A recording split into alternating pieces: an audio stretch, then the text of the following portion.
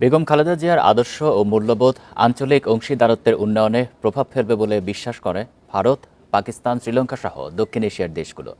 খালেদা জিয়ার শেষ বিদায় অনুষ্ঠানে অংশ নিয়ে এমন প্রত্যয়ের কথা জানান দেশগুলোর সফররত প্রতিনিধিরা।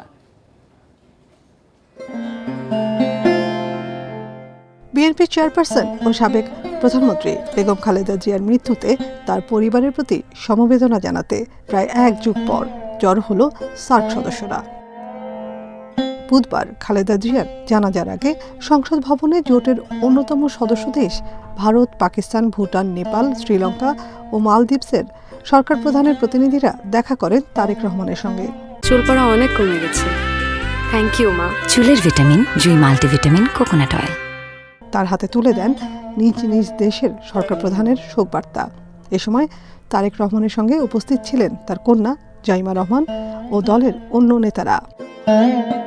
খালেদা জিয়াকে শ্রদ্ধা জানাতে গত 1.5 বছর পর এই প্রথম ভারতের কোনো মন্ত্রী বাংলাদেশ সফরে এলেন।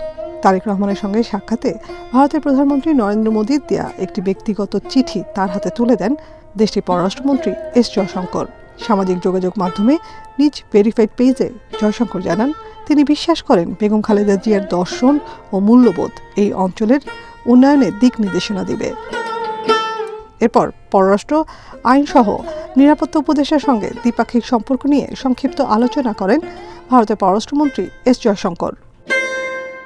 তারেক রহমানের হাতে শোকবার্তা হস্তান্তর করেন পাকিস্তানের জাতীয় সংসদের স্পিকার সরদার আয়াজ সাদিক। সামাজিক যোগাযোগ মাধ্যমের নিজ পেজে সরদার আয়াজ সাদিক জানান, বাংলাদেশ পাকিস্তানের সম্পর্ক উন্নয়নে খালেদা জিয়ার অবদান ইসলামাবাদ সব সময় উচ্চ মর্যাদায় মূল্যায়ন করবে।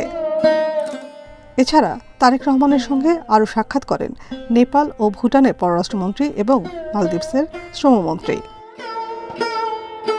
এদিকে জাতীয় সংসদ ভবন প্রাঙ্গণে খালেদা জিয়ার শেষ যাত্রার অনুষ্ঠানে অংশ নিয়ে তার প্রতি শ্রদ্ধা জানান ঢাকায় বিভিন্ন দূতাবাসের প্রধানরা। Nafiza Daula, Independent News, Dhaka.